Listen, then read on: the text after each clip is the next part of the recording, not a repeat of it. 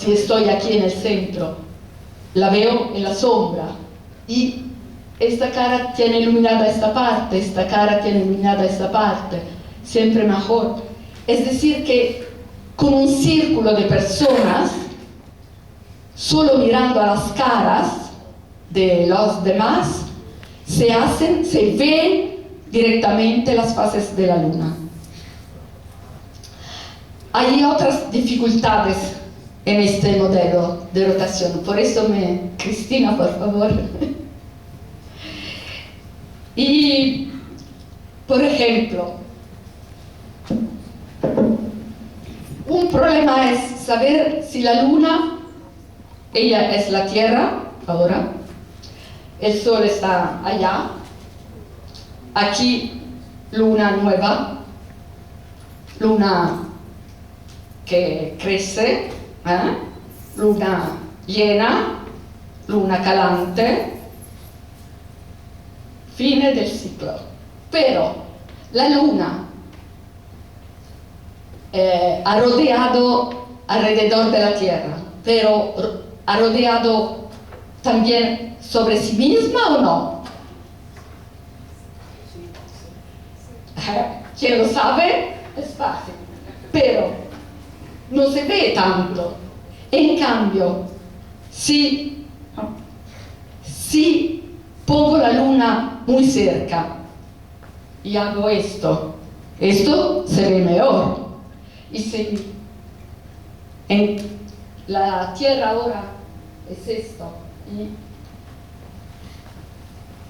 ahora es claro. Gracias. Otra cuestión que pone muchísimos problemas.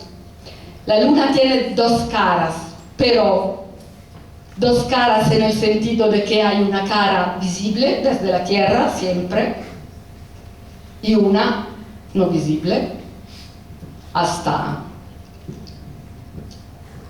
las fotos. Pero hay otro problema, hay una mitad de la esfera que está iluminada y una mitad que no está iluminada, y las dos cosas no son la misma. Entonces tenemos que saber qué significa cada vez una mitad y una mitad.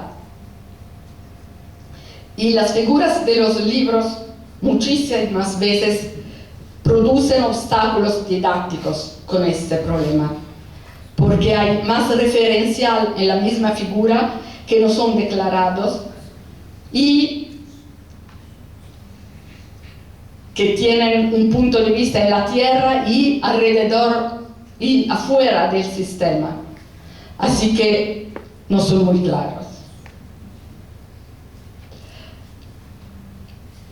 Otra experiencia que es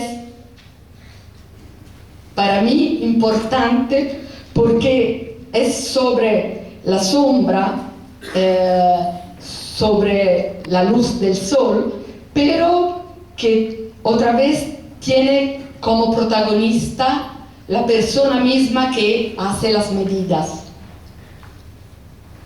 Porque medimos no la sombra de un objeto, sino nuestras sombras.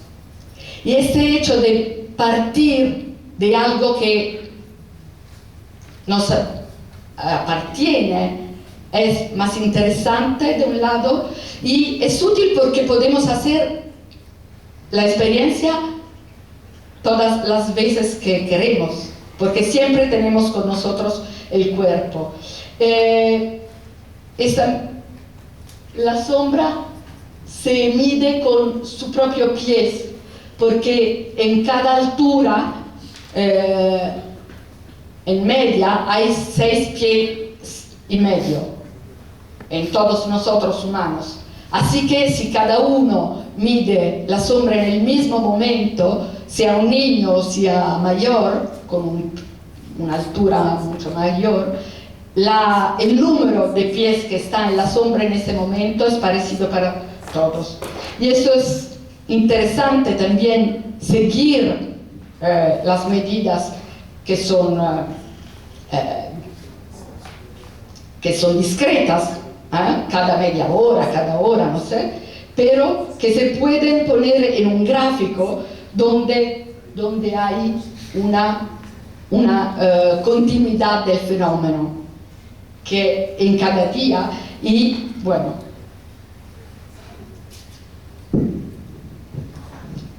otra cuestión, proponer experiencias verdaderas, situaciones complejas, en contra de la falsedad de la escuela. Pienso a los problemas de matemáticas, aburridos, siempre hay vasos que llenan otras cosas que no le interesan a nadie. En cambio hay todo el mundo para descubrir. Es bastante abrir la ventana y mirar fuera para ponerse preguntas verdaderas. Los jóvenes tienen un montón de preguntas.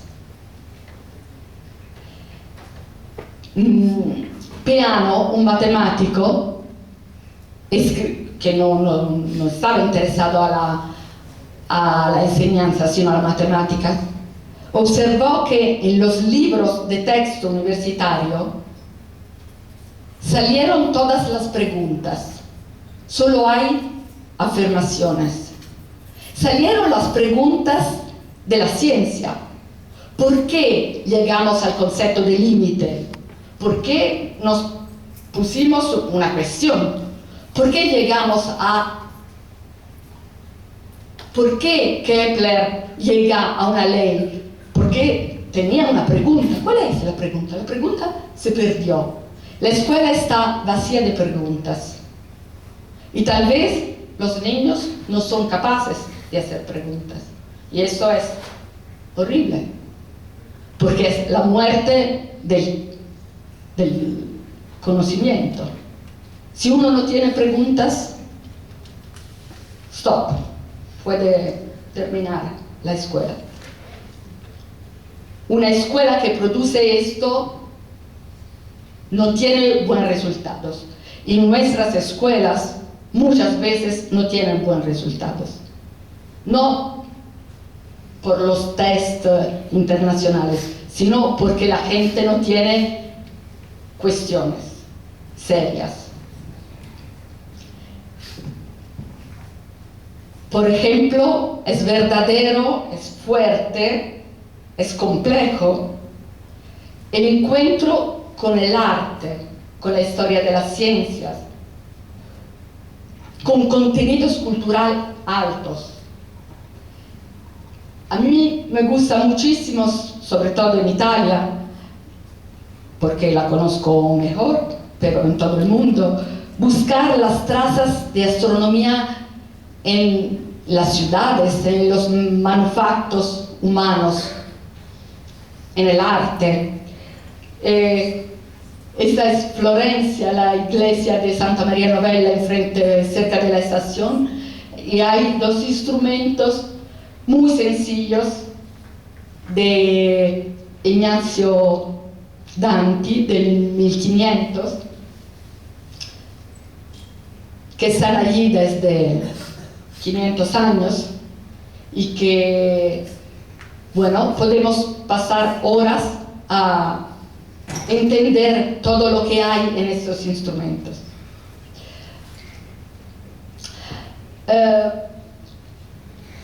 He hablado del hecho de que inventamos distintos instrumentos para la misma cosa, distintos artefactos, y utilizamos diferentes registros semióticos, como por ejemplo el dibujo, el lenguaje, la medida, los números, el diseño geométrico, el cuerpo. Por ejemplo, el tránsito de Mercurio de mayo. Empezamos estudiando unos datos. Los datos son las distancias, Tierra-Sol, Tierra-Mercurio, y el diámetro de cada cuerpo. Para entender lo que iba a ocurrir, hemos hecho una simulación con el cuerpo.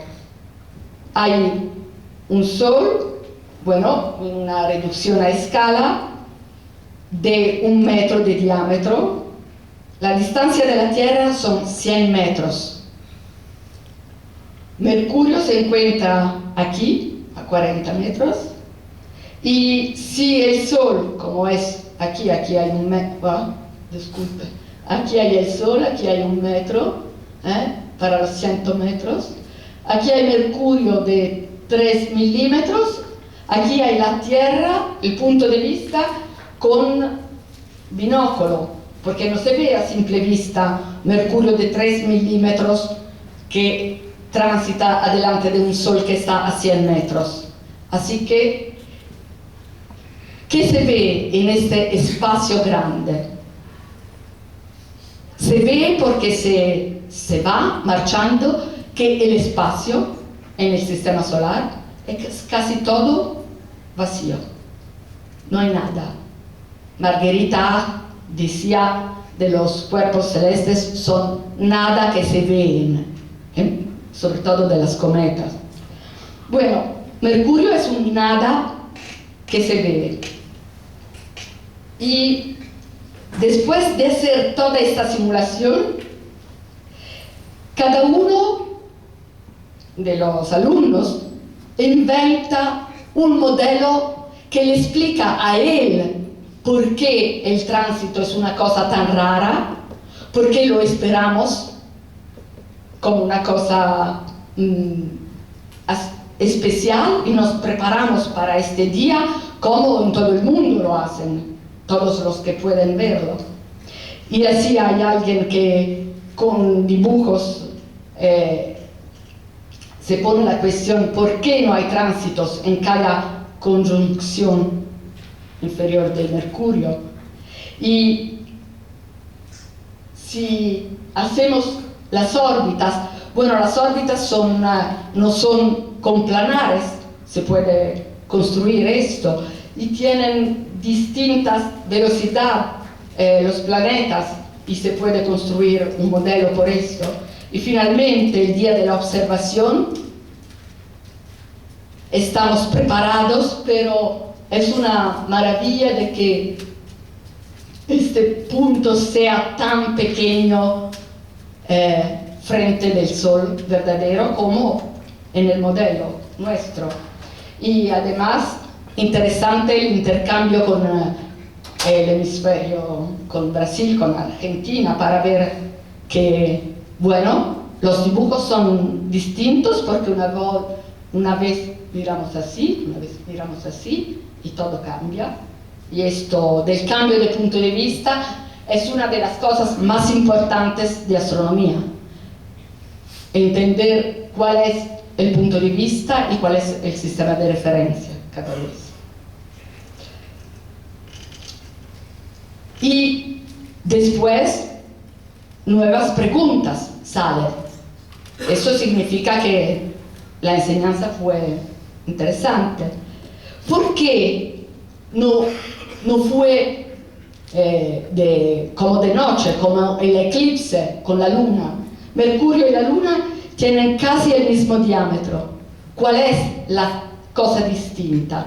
Es que si una cosa pequeña está cerca del ojo, no veo nada. Si está lejos, veo mucho.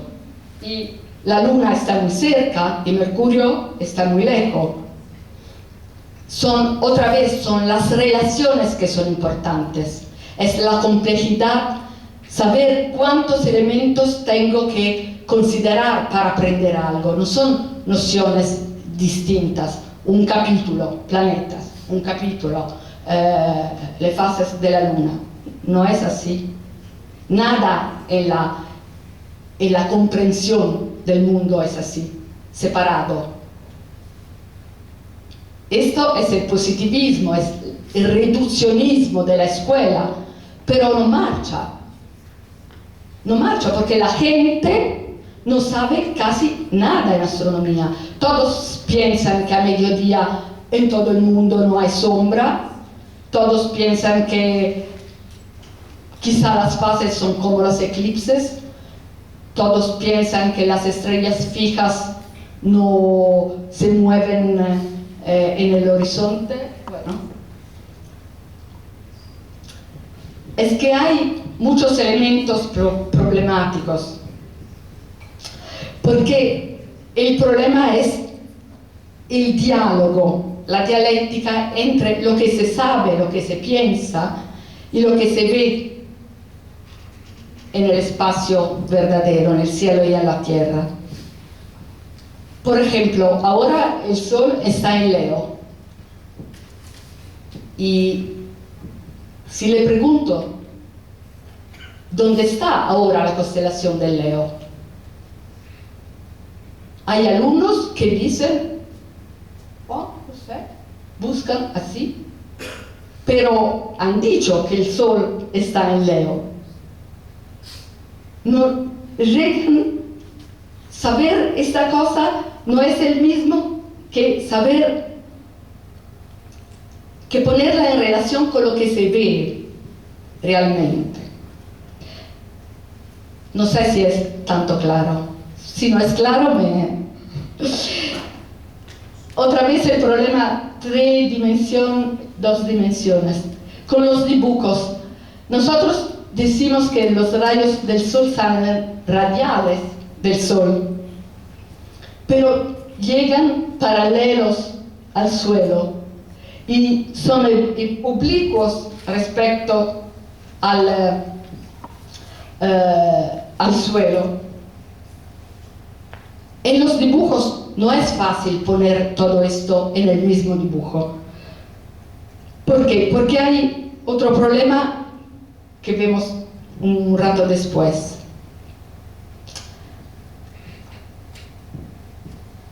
Otro problema, obstáculo grande, es lo de la dialéctica entre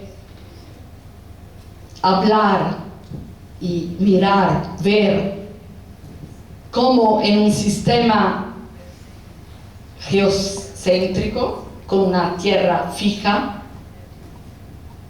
inmóvil, y lo que dice Copérnico, y que también los niños lo saben, que la tierra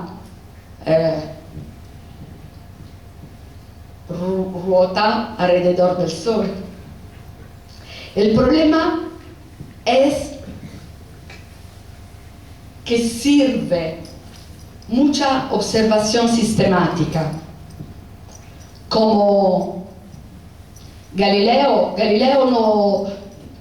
no habría podido descubrir nada como los demás mirando una vez. Es que Galileo mira y mira cada día las mismas cosas. No mira la luna una vez, stop. No, sigue mirando a Júpiter con estas estrellas que no reconoce, y sigue haciendo dibujos, y sigue marcando todo lo que ve y todo lo que piensa. La observación sistemática en astronomía es fundamental. Pienso que es una de las cosas más interesantes que nos aprende la astronomía. Llegar a mirar otra vez la misma realidad. Es como con las personas. Seguir, mirar otra vez, hay algo que cambia. El primer día que tenemos una clase, no conocemos a los alumnos, las caras no dicen nada.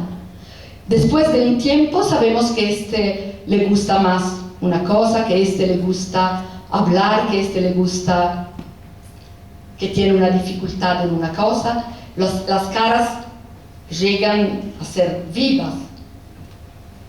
Y con el conocimiento es lo mismo. Es la familiaridad que es importante. Hacer pocas cosas. Yo casi solo trabajo la luna y las sombras. Un poquito más, pero no mucho. Este año Mercurio. Pero hablando mucho de esto. Y reflexión, dibujos, diálogos, descripción, para llegar a una familiaridad. Una niña que un día decía a su maestro: ahora la luna no la busco más, pero la veo siempre. Esto es interesante. Eso significa que el maestro le ha dado un regalo. Ahora ella tiene una compañía, hay algo de la naturaleza que es suyo. Trabajar mucho con las preguntas, todas, sobre todo las de los niños, que son serias, que quieren de verdad conocer las cosas. Con las hipótesis personales que pueden ser muy lejanas, mucho más lejanas de lo que un maestro puede imaginar. Pero eso es importante, porque si no trabajamos esto, eso será un obstáculo, será una dificultad. En matemáticas, por ejemplo, esto es una barrera muy temprano. Después, pero mucho después, quizá después de unos años, llegamos a una interpretación y a modelos, que sea topocéntrico, geocéntrico, fijo, con un centro, heliocéntrico.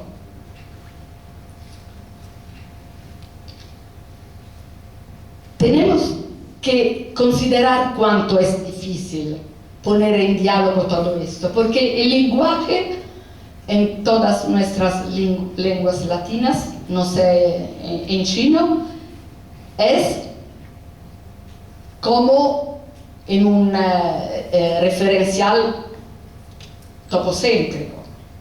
El sol se pone. Lo que observamos es que el sol, cuando se pone, es más bajo sobre el horizonte local.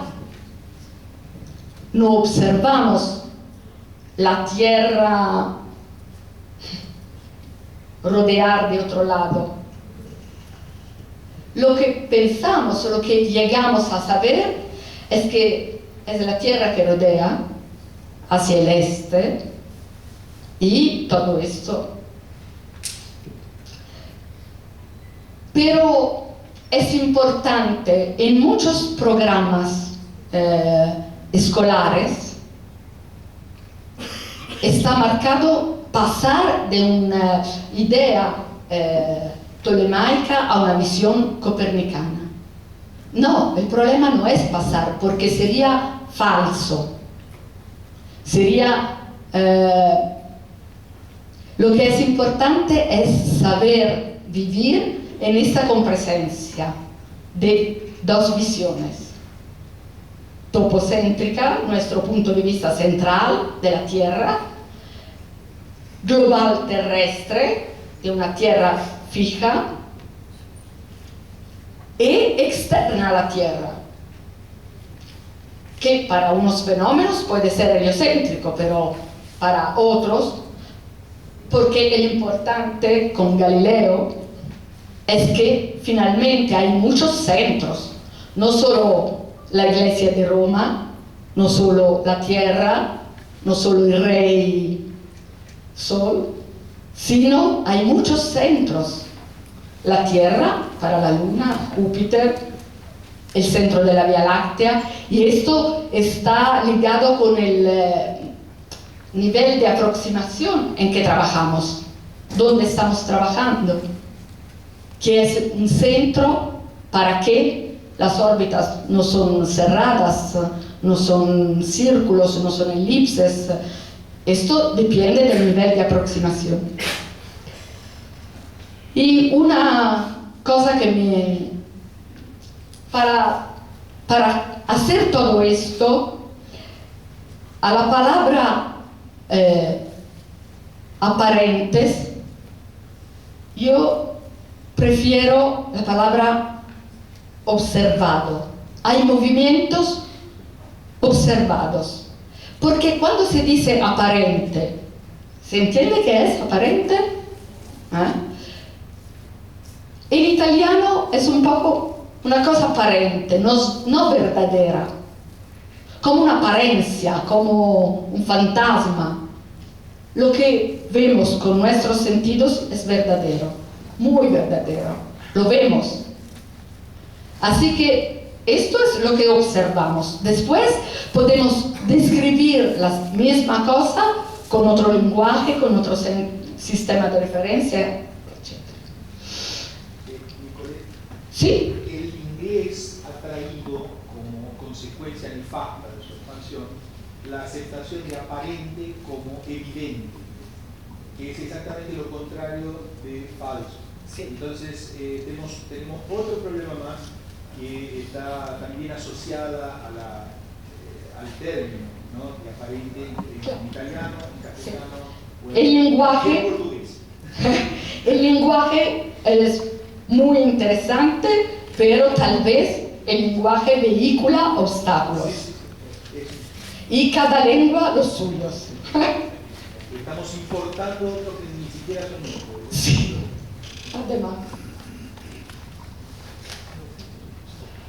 Y para regresar a los casos límites, el proyecto del globo terráqueo paralelo, que nos lleva desde aquí y ahora, que es lo que yo trabajo muchísimo y que me parece fundamental para hacer el salto, para llegar a entender el mundo entero, no solo aquí, en cualquier hora, en cualquier día. Y bueno, antes de explicar esto, le pregunto una cosa, así que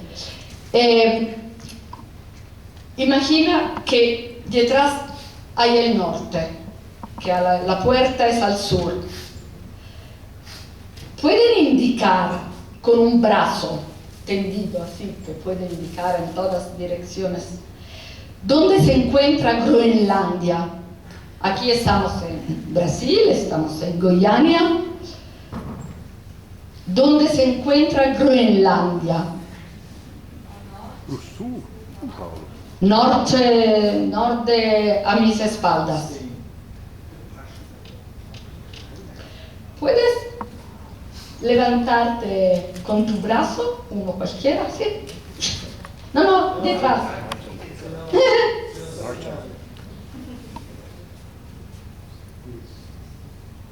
¿Cómo son los brazos? ¿Cómo son?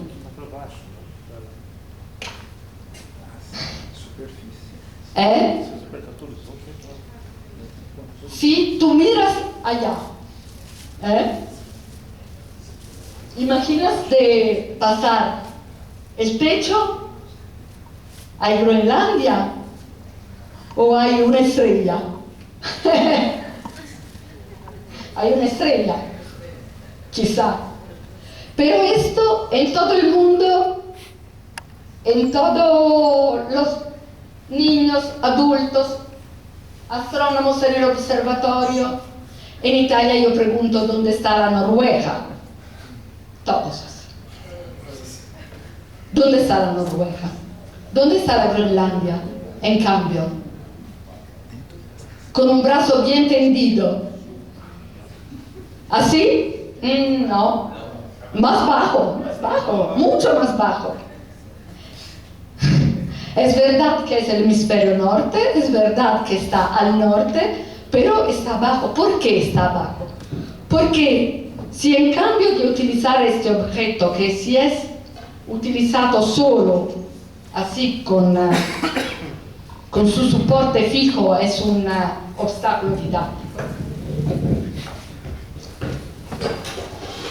Si en cambio lo liberamos de su soporte y participamos al movimiento de liberación de los globos, de su soporte fijo y universal para que sean locales y democráticos,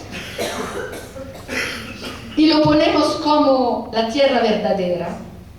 Si el norte está para allá, ahora en el punto más alto, ¿quién está?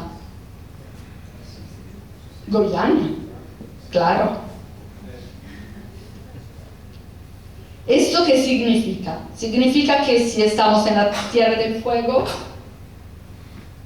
está así. Que si estamos en el Polo Norte, está así. En el Polo Norte hay una cosa un poco más difícil porque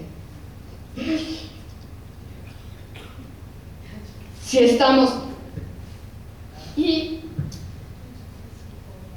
esto es el globo terráqueo paralelo, es decir, un globo que siempre, lo pongo otra vez con Goiânia arriba, tiene el eje terrestre paralelo al eje de la Tierra, que tiene el plano tangente en cada punto del globo, paralelo al horizonte de cada luego de la Tierra. En matemática se dice que esta esfera es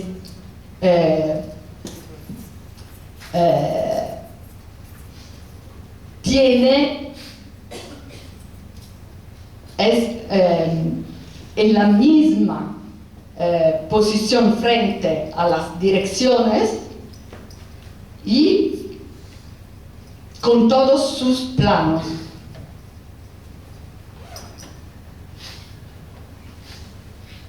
Bueno, ¿cuál es la diferencia de esta esfera y del mapamundo que se compra igual desde América del Sur hasta Groenlandia? Es que con esto, puesto al sol, se ve de verdad lo que ocurre sobre toda la Tierra en ese momento. Porque el sol ilumina una esfera grande, como la Tierra, igual que una esfera más pequeña, que una esfera más pequeña, que una esfera... Si pongo otra y otra, pero el sol las ilumina todas iguales, en el mismo... Bueno, y los casos límites son las situaciones extremas que nos ayudan a entender. Son los polos y el ecuador, son los trópicos y los círculos polares en el espacio, son los equinoccios y los solsticios en el tiempo. En Roma, cuando hemos hemos inventado con Néstor y con otros amigos italianos y argentinos ese proyecto en 2011, hemos hecho fiestas de mapamundos con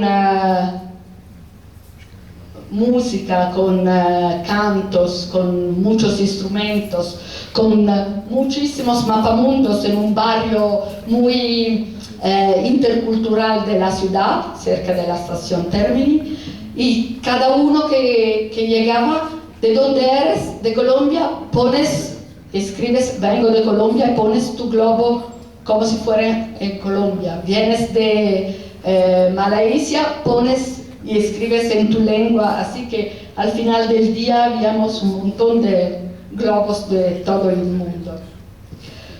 Bueno, esto es muy importante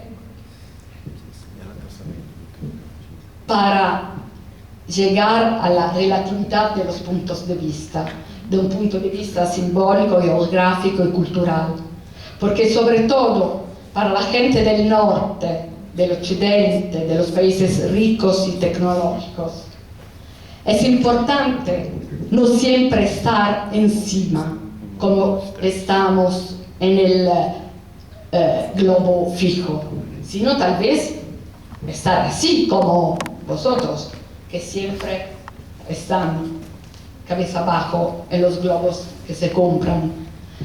Y en los mapas, esa es una mapa hecha para quién. ¿Qué pensáis? ¿Quién la hizo? ¿En Noruega? En Australia, claro. ¿Dónde se pusieron? ¿Al centro? Arriba. Tiempo. Bueno,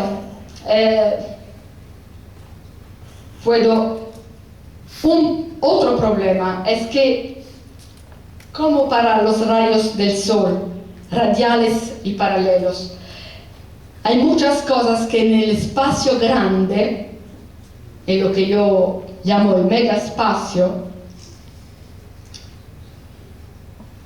son distintas. Por ejemplo, la vertical no es la misma. Aquí la vertical es perpendicular al suelo, aquí en el planeta la perpendicular es radial. Bueno, reflexiones sobre la percepción del espacio. El año pasado, para decir, bueno, esto debe ser importante, pero como había una mujer italiana en la estación espacial, así estábamos muy interesados en lo que ella, Samantha Cristoforetti, podía ver desde allá. Y los niños se pensaban que era distinto lo que podía ver, por ejemplo, el día de la eclipse, pero haciendo un dibujo en escala, se dieron cuenta de que la distancia era muy pequeña, la diferencia entre la estación espacial y la Tierra, así que no había diferencia en lo que se podía ver. Pero esta idea del tamaño, de las medidas, en astronomía es muy complicada, porque hay medidas enormes y medidas, por ejemplo, de ángulos muy pequeños. Bueno, cuestiones de ángulos que no... Por esto y mucho más es crucial la formación de los docentes y la didáctica universitaria. Y pienso que es muy importante el laboratorio adulto, es decir, hacer las mismas cosas, que significa ponerse delante de las mismas dificultades con el material, no solo pensando. Antes el profesor hacía una pregunta muy interesante con un globo transparente y nadie daba respuestas. Yo pienso porque no tenían un globo en mano, porque si uno tiene un material, una idea sube. Es que abstracto todo es mucho más difícil. El laboratorio adulto es esto, es ponerse en las mismas situaciones, dificultades, coinvolgimiento, emociones de los alumnos y dar el buen ejemplo. Por ejemplo, no hacer una lección, esta es una charla, pero nunca una lección así con la gente de espaldas, esto. Mal ejemplo. Y las universidades están construidas mal desde un punto de vista didáctico. Pienso que no es bueno. ¿Cómo se hace lo que dice Vygotsky de un grupo que piensa junto, así, como están ahora? Que los... bueno.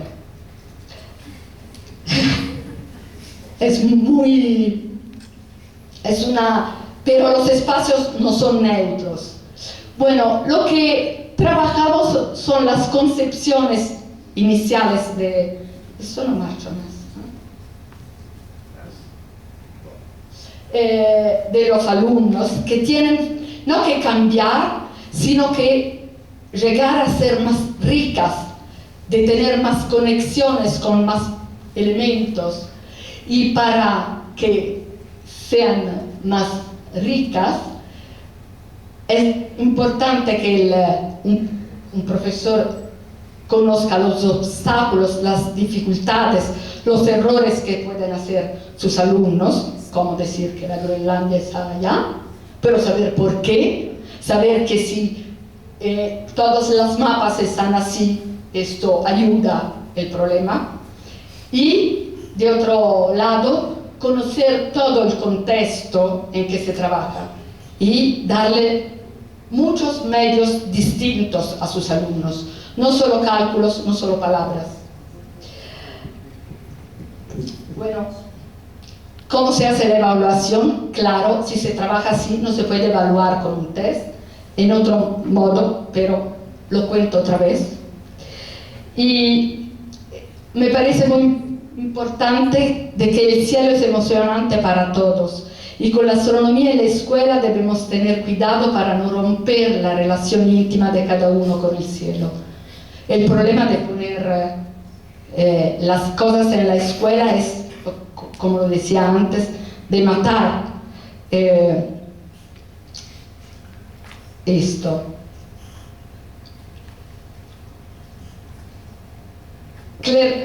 Quiero terminar con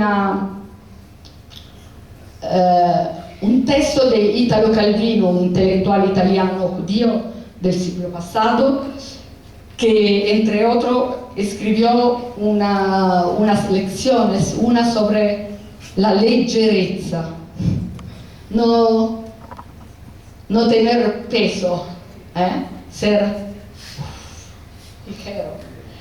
Y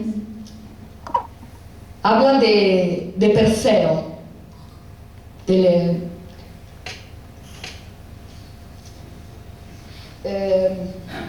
dice Calvino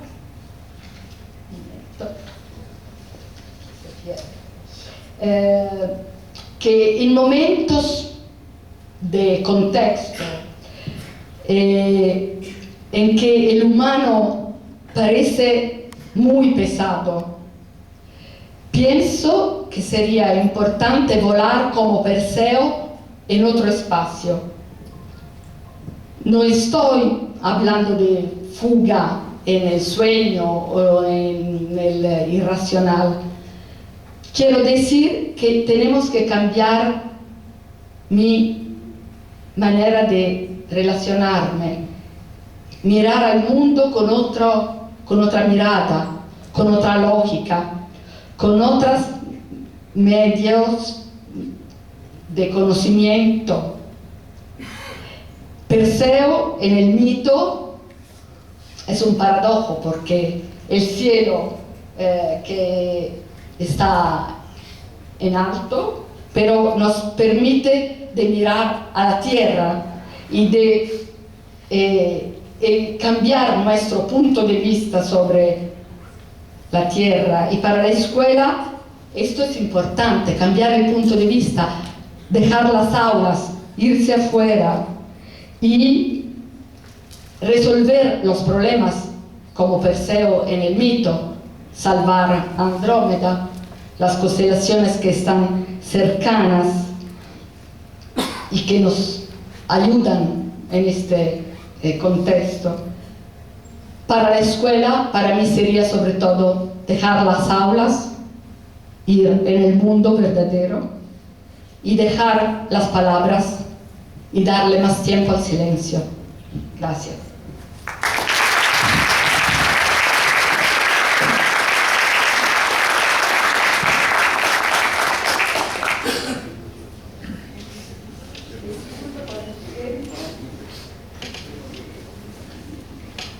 Pessoal, estamos no limite do horário por conta do horário aqui do teatro, né? Eu gostaria de abrir para, no máximo, 3 perguntas muito rapidamente. Para você tiver ok, a gente toca em frente. Pode ser? Então, por favor, levantem a mão pelo microfone. Por favor. Tá.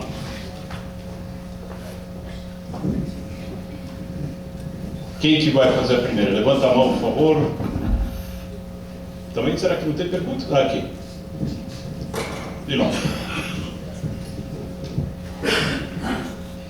Professora, qual é a idade ou qual é a idade de los chicos que hicieron la actividad de tránsito de Mercurio? Son estudiantes universitarios los que prepararon la cosa, es decir, 18, 24 más o menos. Unos son de pedagogía y trabajan juntos con otros que son de matemáticas y física. Pero como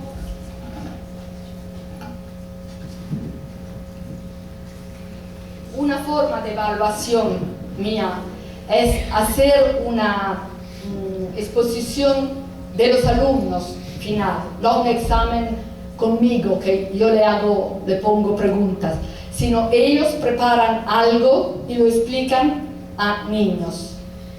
Así, todo esto ellos en este día del 9 de mayo lo explicaron a niños de 8 o 9 años también, claro, sin hacer todos los cálculos, pero explicando sí que sí tenemos una, bueno, explicando todo. Ok, outro aqui. Bom. Hola, profesora. Me preocupa cuando tú haces una enseñanza así tan despacio, digamos, porque para cumplir un conocimiento más global, ¿cuánto tiempo va a tener para hacer eso? Porque no tiene todo el tiempo del mundo para hacer eso.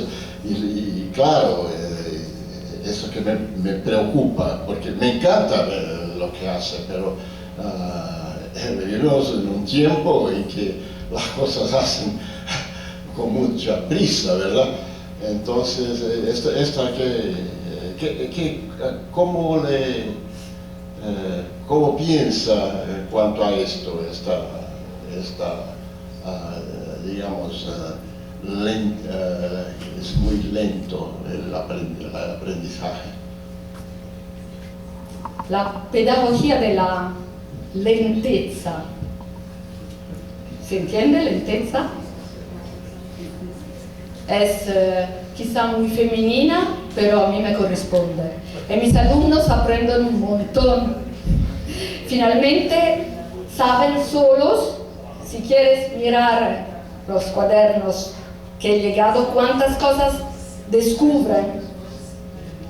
Porque en un curso que yo hago, pongo una pregunta el tercer día y trabajamos sobre una pregunta 3 meses. Y eso llega al arte, a visitar Roma, a conocer el griego antiguo, a todo. El problema es si tiene sentido esta pregunta o si es loca. Si es, ¿cómo se llaman los planetas del sistema solar? Esto no le interesa nada, a nadie. Hay internet en todas partes. No es esta una pregunta. Si una pregunta es verdadera, se puede trabajar un montón y se aprende. El problema es que la investigación en todo el mundo, toda la literatura que conocemos desde decenas de años, dicen lo mismo, que la gente, los adultos también, regresan a no saber esto. Entonces, esto significa que la escuela, como es, con toda esta prisa y todos estos contenidos, no construye relaciones. Y esto no da tiempo a la cabeza, que no es tan rápida. Yo, como mujer, conozco el cuerpo tiene su tiempo, no se hacen cosas así, no. Ni Okay. tampoco una pasta al sugo se puede hacer así, tiene su tiempo. Y gustarla después más. Nicoleta, ok. Eu gostaria de agradecer mais uma vez a professora Nicoleta Lanciano.